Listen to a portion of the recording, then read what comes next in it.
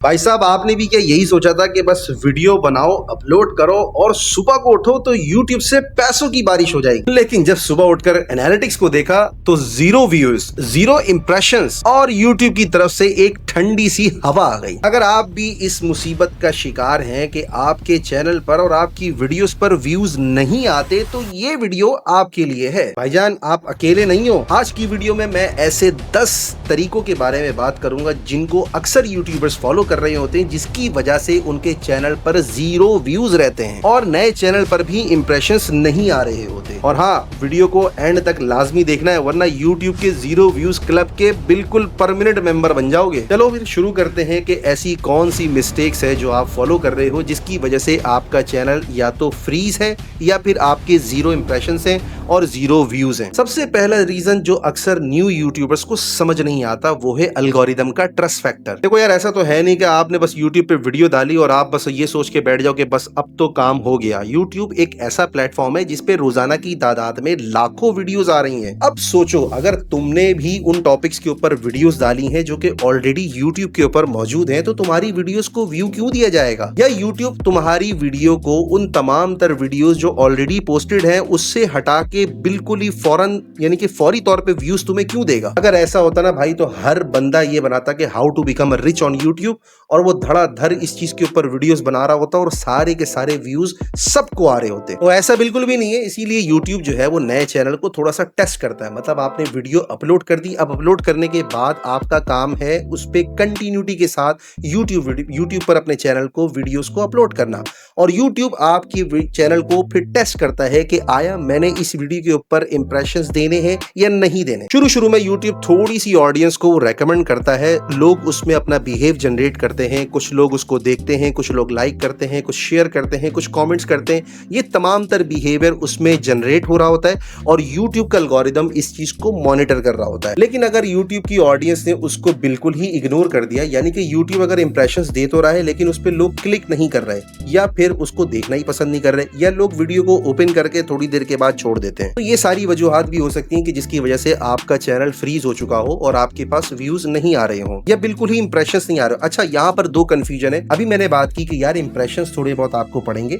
लेकिन आपके पास व्यूज नहीं आएंगे, लेकिन यहाँ पर एक छोटी सी प्रॉब्लम न्यू यूट्यूबर ये भी फेस करता है कि उसको बिल्कुल इंप्रेशंस ही नहीं आते। तो यहाँ पर हमें क्या करना चाहिए? देखिए, ये ऐसा नहीं हो सकता कि आपने पहली वीडियो अपलोड की और उसके बाद आप ये सोचो कि यार बस अब मैंने वीडियो तो अपलोड कर दी, इसके बाद मेरे पास व्यूज ही व्यूज आना शुरू हो जाए। ऐसा बिल्कुल भी नहीं है। अगर पहली वीडियो पर व्यू नहीं आ रहा, पहली दूसरी तीसरी वीडियो पर अगर व्यू नहीं आ रहा, तो ये नॉर्मल सी बात है। ऐसे बहुत सारे क्रिएटर्स हैं जो इस चीज को फेस करते हैं, यहाँ तक कि मैं भी, और ऐसे बहुत सारे पुराने यूट्यूबर्स भी हैं जिनके नए चैनल्स पर आजकल व्यूज नहीं आते। प्रॉब्लम ये है कि एक हर टॉपिक के ऊपर बेतहाशा लाखों वीडियोस इस वक्त आ चुकी हैं। आप कोई सी भी कैटेगरी उठा लो, सबके ऊपर बेतहाशा लाखों करोड़ों वीडियोस पड़ी हुई हैं। तो उन वीडियोस के ऊपर इंप्रेशंस और व्यूज ऑलरेडी चल रहे हैं। ऐसे में आप अपना चैनल लेकर के यूट्यूब की दुनिया पे कूद पड़ते हो और आप अपनी वीडियोस को अपलोड करते हो, तो यूट्यूब पहले समझता है, पहले उसका एल्गोरिदम देखता है कि आया ये बंदा सीरियस है भी या नहीं है, या फिर वो थोड़ा बहुत यानी कि आप कंसिस्टेंसी के साथ अगर आप वीक टू वीक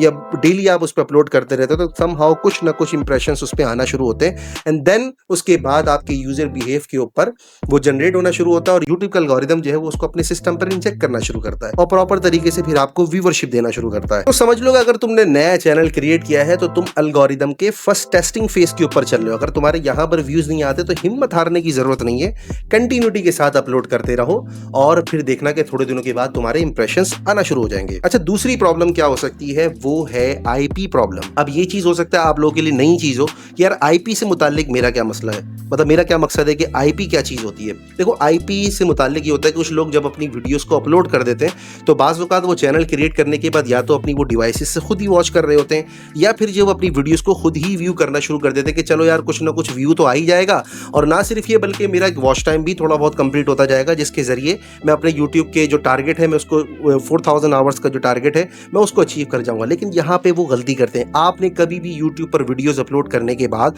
अपनी आईपी से अपनी वीडियोस को वॉच नहीं करना है। अगर आप ऐसा करते हो तो जाहिर सी बात है यूट्यूब का एल्गोरिदम यही समझता है कि यार ये स्पैम एक्टिविटी कर रहा है। अपनी ही आईडी से, अपनी ही आईपी के ऊपर आप उसको जब वॉच करना शुरू करते हो तो यूट्यूब के एल्गोरिदम को ये चीज पसंद नहीं है और वो इस बिहाफ के ऊपर भी आपके चैनल को या तो फ्रीज कर सकता है या बिल्कुल 0 व्यूज के ऊपर स्टक कर देगा। क्योंकि भाई 2025 चल रहा है, 2012, 2013, 14 नहीं है कि आप अपनी वीडियोस को लगा के छोड़ दो और बस उसको कंटिन्यूटी के साथ वो चलते रहेंगे। 100 दफा, 200 दफा उसके वॉच टाइम आएगा, 100-200 व्यूज आ जाएंगे तो ये यूट्यूब का एल्गोरिदम इसको पकड़ लेगा कि यार बस ये वीडियो, क्योंकि पहले व्यूअरशिप सीटीआर की बेसिस के ऊपर आपके चैनल को रैंक किया जाता था या आपकी वीडियोस को रैंक किया जाता था, लेकिन अब ऐसा बिल्कुल भी नहीं है। यूट्यूब का एल्गोरिदम बिल्कुल कंप्लीटली डिफरेंट हो चुका है जो कि यूजर के बिहेवियर के ऊपर चलता है। अगर यूजर का बिहेवियर आपके चैनल पर नहीं है तो आपका चैनल अनफॉर्चुनेटली वायरल तो क्या उस पर व्यूज भी नहीं आ सकते। कुछ लोग यहां पर फिर वीपीएन का इस्तेमाल भी करते हैं, प्रॉक्सी लगा करके इस तरह की हरकतें करते हैं, जिसको मैं बिल्कुल भी रेकमेंड नहीं करता। क्योंकि देखो यार, प्रॉक्सी हो या वीपीएन हो या कोई भी ऐसी चीज हो, यूट्यूब को सब पता है। आप यूट्यूब को बेवकूफ नहीं बना सकते। बिलियंस ऑफ डॉलर्स की कंपनी है, एल्गोरिदम उसके स्ट्रिक्ट है, उसके बॉट्स जो है वो आपसे ज़्यादा स्मार्ट हैं। वो कंप्लीटली मॉनिटर चीज़ें हो रही होती हैं कि आपने व्यू कहाँ से दिया, आपके पास व्यू किस तरह से आ रहा है, कौन लाइक कर रहा है, कहाँ से इस व्यू को देखा जा रहा है, क्या टारगेटिंग हो रही है, यूट्यूब के पेज के ऊपर कहाँ कहाँ पर अपना माउस लेकर जा रही है, अपनी फिंगर टिप्स आपकी कहाँ कहाँ चल रही है। ये सारा बिहेवियर जनरेट हो रहा होता है और ये यूट्यूब के सिस्टम पे स्टोर हो रहा होता है और वो चीज़ को, बिहेवियर को देखते हुए ही आपके चैनल को प्रमोट करता है। अगर ये आप सस्पिशियस एक्टिविटी करोगे या किसी आईपी के थ्रू या किसी वीपीएन के थ्रू या किसी प्रॉक्सी के जरिए ये आप चीज करोगे तो अनफॉर्चुनेटली आपका चैनल फ्रीज हो सकता है और आपके पास हमेशा 0 व्यूज या इंप्रेशन व्यूज प्रॉब्लम रहेगी। यहां पर एक और चीज नोट करने की कि जरूरी नहीं कि अगर आप इनकॉग्निटो मोड पे चले जाओ जिसमें आप वो सारी चीजें देखते हो तो अगर आप समझो कि यार ये चीजें करने के बाद भी मेरे व्यूज आने शुरू हो जाएंगे,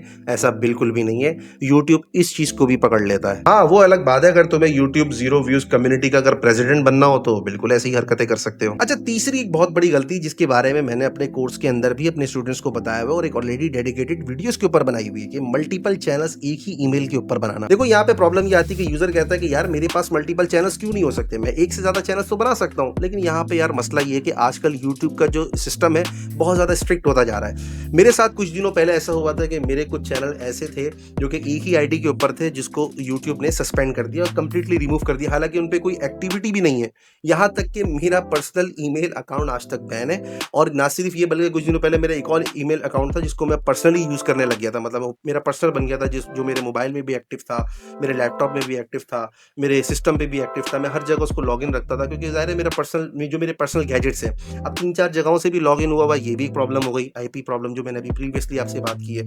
और एक तरीके से ये भी हो गया कि यार मैं उसके ऊपर एक से ज्यादा चैनल्स क्रिएट करके बैठ गया। अच्छा, प्रॉब्लम एक से ज्यादा चैनल्स क्रिएट करना नहीं, जो कि YouTube की पॉलिसी के ऊपर बिल्कुल है कि आप इसको कर सकते हो, मगर हमें जो प्रॉब्लम्स आई हैं, जो मुझे पर्सनली जो प्रॉब्लम्स अटैक हुई हैं, मैं उसके बारे में आपसे बताऊंगा।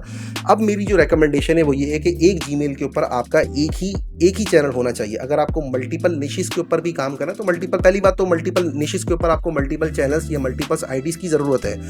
और अगर आप एक ही आईडी के ऊपर सेम निश के ऊपर भी काम कर रहे हो तो I would not recommend this time right now. मैं इस चीज को अब रेकमेंड नहीं करता। पहले मेरे पास एक ही आईडी के ऊपर 10-15 चैनल्स होते थे और वो एक ही निश के ऊपर होते थे, लेकिन अब मैं ये चीज बिल्कुल भी रेकमेंड नहीं करता।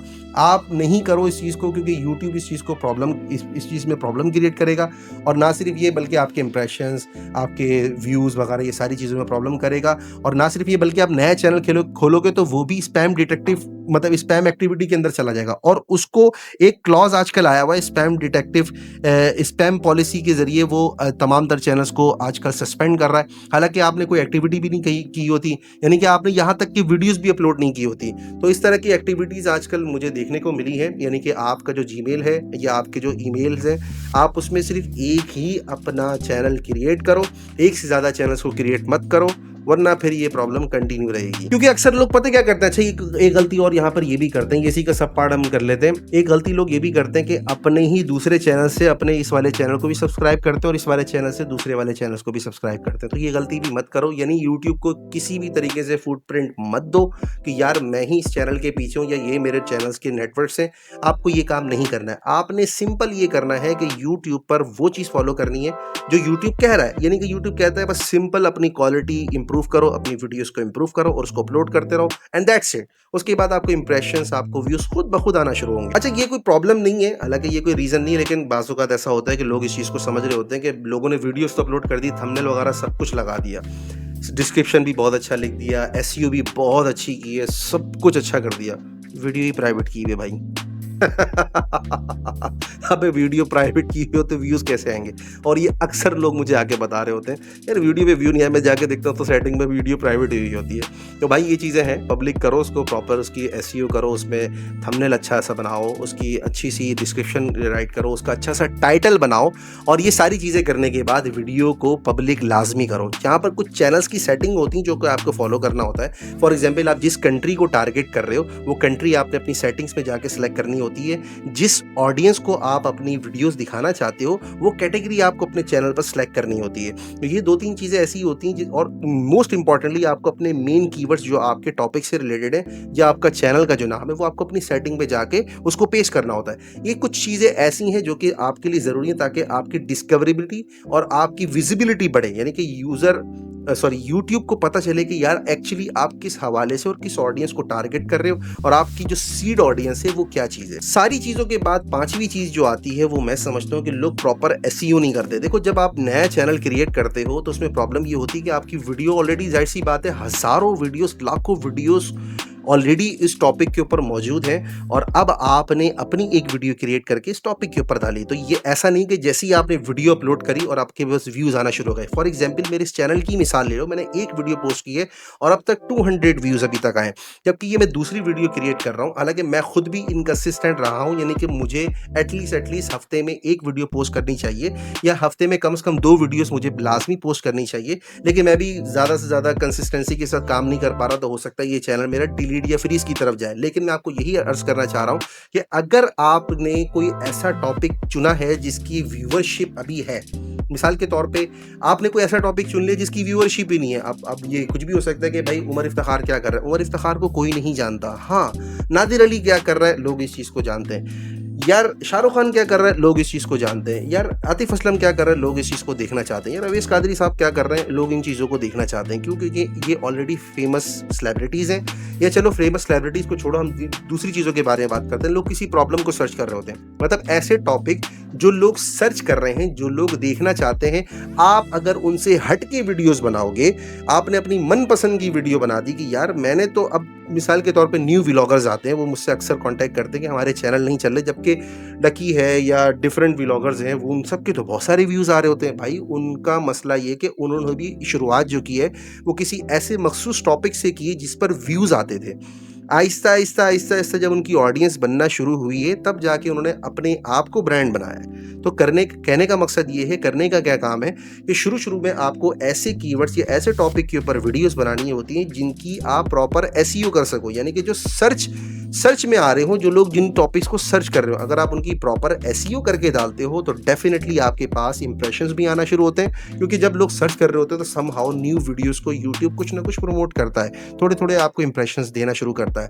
तो अगर आपका टाइटल अच्छा है, अगर आपका थंबनेल अच्छा है, अगर आपकी एसईओ स्ट्रांग है, तो डेफिनेटली आपको व्यूअरशिप आना शुरू होगी। शुरुआत में थोड़ा टाइम लग सकता है, लेकिन आहिस्ता आपको व्यूअरशिप आना शुरू होगी और ये फिर बढ़ती जाएगी। लेकिन अगर आप इस चीज़ को फॉलो नहीं करते तो ये भी एक वजह हो सकती है कि जिसमें आपके 0 व्यूज़ हो और आपका 0 इंप्रेशन हो। बाज़ औक़ात पता है क्या करते हैं लोग, मतलब यूट्यूब पे वीडियो ऐसे टॉपिक पे भी बना लेते हैं कि जो बहुत ही ज़्यादा स्ट्रांग होते हैं, मतलब बहुत ज़्यादा कॉम्पिटिटिव होते हैं। मिसाल के तौर पे पबजी एक ऐसा चीज़, छोटा सा कीवर्ड ले लिया। अब इस कीवर्ड के ऊपर बहुत ट्रैफिक तो है, लेकिन कंपटीशन भी बहुत ज़्यादा है। नात जैसे जो मैं कर रहा हूँ बहुत हाईली कॉम्पिटिटिव है। लेकिन अगर स्पेसिफिकली मैं करूँ, मिसाल के तौर पे, हो करम सरकार अब तो हो गए गम बेशुमार, ये एक 2 3 4 5 6 7 8 वर्ड्स का कीवर्ड है, यानी कि ये कहलाते हैं लॉन्ग टेल कीवर्ड्स। एक शॉर्ट टेल कीवर्ड्स होते हैं जो कि बहुत शॉर्ट्स होते हैं, यानी कि 2-3 वर्ड्स के होते हैं, 2 वर्ड के होते हैं, 1 वर्ड का होता है। जैसे पबजी हो गया, नात हो गया, गेम हो गया, ये बड़े कीवर्ड हैं और बहुत लोग इनको सर्च तो करते हैं। लेकिन जैसे फ़नी है, फ़नी लिख के लोग सर्च कर लेते हैं, लेकिन बाज़ औक़ात जो चीज़ें आपकी रैंक कर रही होती हैं वो एक लॉन्ग टेल कीवर्ड रैंक कर रहा होता है, यानी कि funny video compilation 2025 is a long keyword. हालांकि बहुत हाईली कॉम्पिटिटिव कीवर्ड है और अब तो खैर यूट्यूब इसको मोनेटाइज भी नहीं करता, बट समहाउ मैं आपको मिसाल देने के लिए समझा रहा हूँ कि लॉन्ग टेल कीवर्ड्स बेसिकली होते क्या है। हो गए गम बेशुमार, ये एक लॉन्ग टेल कीवर्ड है। या रसूलल्लाह करम कीजिए, ये एक लॉन्ग टेल कीवर्ड है जिसको लोग सर्च कर सकते हैं, जिसके ज़रिए मेरी नात का चैनल या मेरी नात की वीडियो डिस्कवर्ड हो सकती है, यानी कि वो यूट्यूब पे यूज़र्स के सामने आ सकती है। तो हमेशा ऐसे कीवर्ड्स को चुनना होता है जो लोग यूट्यूब पे सर्च कर रहे हो और आपने उनके मुताबिक वीडियोज़ बनानी होती हैं। और इसी चीज़ के साथ-साथ एक और चीज़ ऐड हो जाती है, वो है टाइटल और थंबनेल। अगर आपने टाइटल अच्छा नहीं बनाया, अब लोग चीज़ सर्च तो कर रहे हैं, लेकिन अगर आपने टाइटल का तड़का और थंबनेल का तड़का अगर अच्छा लगा दिया है, फॉर एग्जांपल आपका थंबनेल काफ़ी क्लिकेबल है, काफ़ी अट्रैक्टिव है, हालाँकि टॉपिक वही चीज़ होगी, जैसे मैं भी इस टॉपिक पे वीडियोज़ बना रहा हूँ और बहुत सारे लोगों ने वीडियोज़ बनाई, लेकिन अगर मेरा थंबनेल स्टैंड आउट करता है, अगर मेरा थंबनेल उन तमाम लोगों से अच्छा होता है, तो डेफिनिटली इसके ऊपर मेरे लोग क्लिक करेंगे। या मेरा टाइटल ऐसा होता है कि मैं लोगों के दिमाग की क्यूरियोसिटी से अगर खेल गया, तब भी लोग मुझे व्यू देना पसंद करेंगे, यानी कि तब भी वीडियोस मेरी देखना पसंद करेंगे।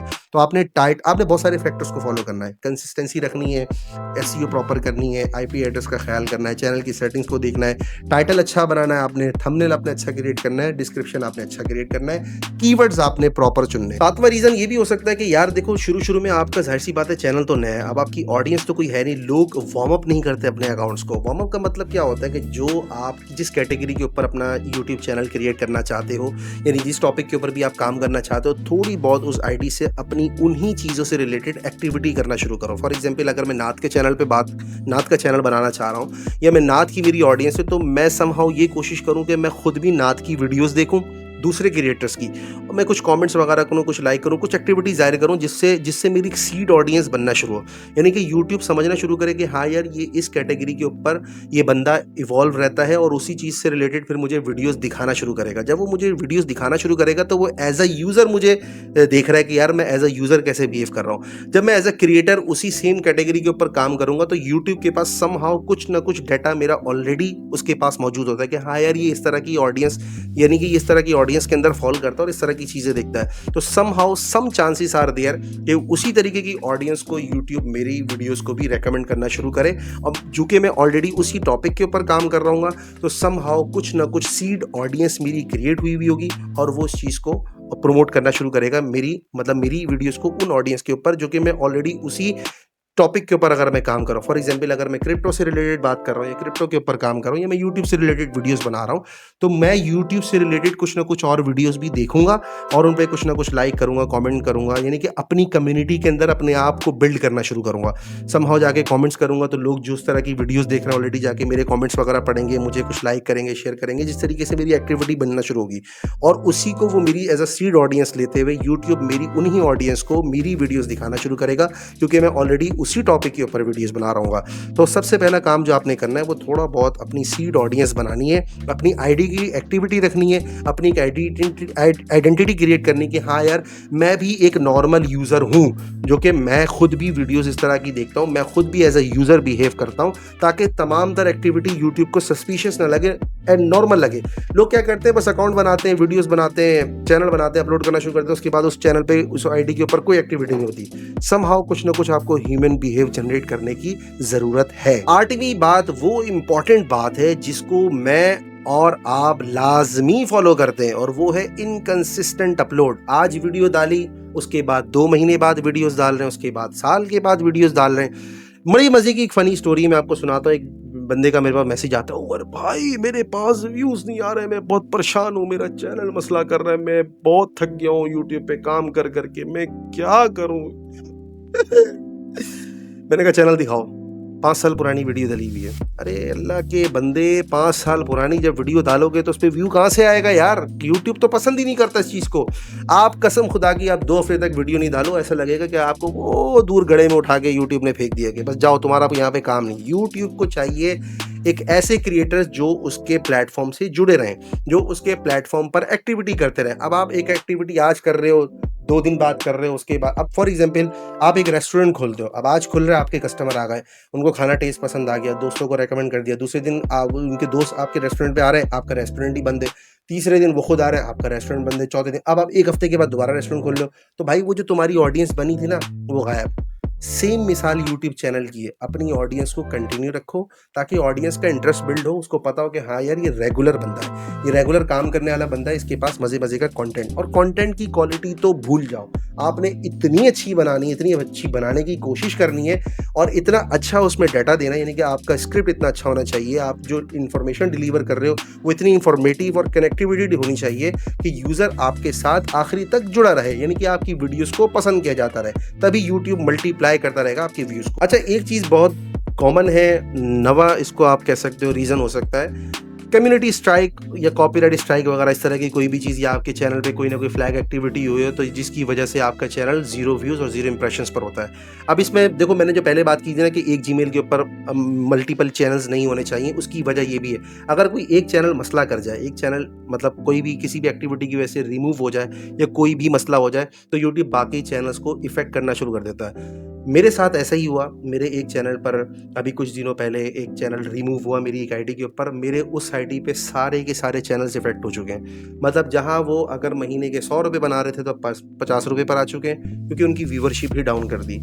50% उसकी व्यूवरशिप डाउन हो चुकी है सिर्फ एक गलती की वजह से कि एक चैनल था उस आईडी के ऊपर जिसको यूट्यूब ने रिमूव कर दिया, जो कि हम पॉलिटिकल हमारा चैनल था जिसके ऊपर हम वीडियोस बना रहे थे, जिसके बाद उस चैनल के ऊपर, उस आईडी के ऊपर जितने भी चैनल्स थे वो इफेक्ट होना शुरू हो गए।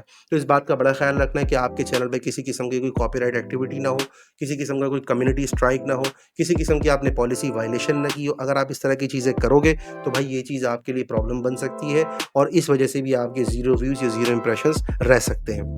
10वीं गलती जो कि सब करते हैं, मैंने भी शुरू में बहुत की है, बात करते हो रोटो बोल रहा हूँ, बात करते हो रोटी की बनाते हो पराठा, बात करते हो अंडे की देते हो खाकीना, बात करते हो चावल की देते हो उबला हुआ चावल।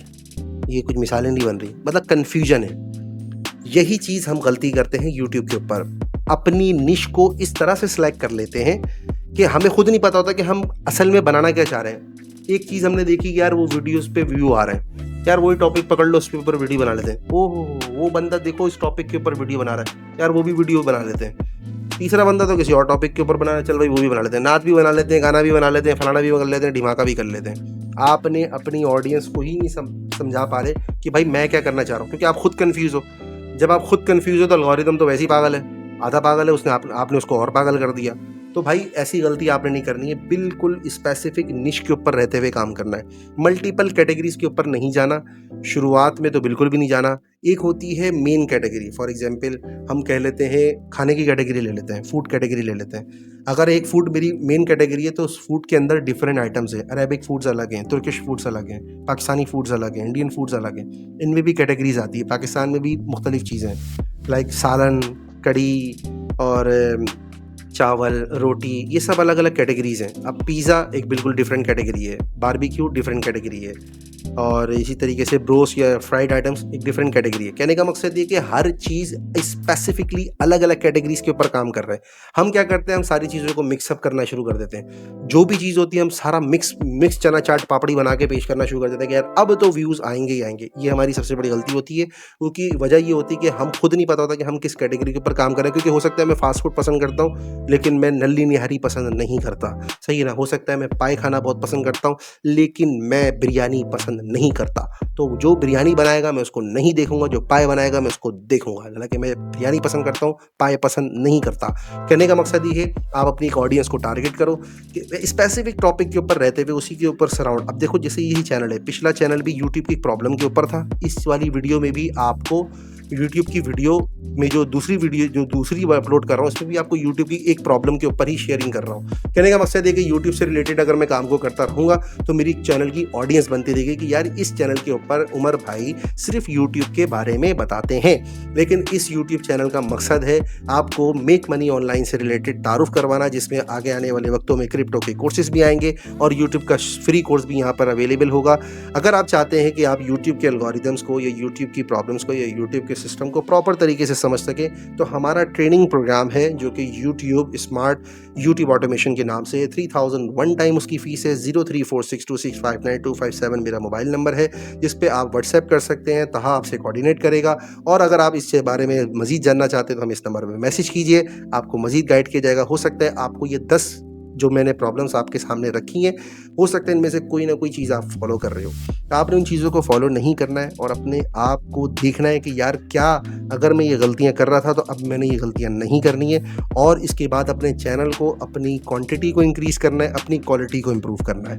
उम्मीद करता हूँ ये वीडियो आपको पसंद आई हो, आपको इन्फॉर्मेटिव लगी हो। मिलते हैं नेक्स्ट वीडियो में। Take care.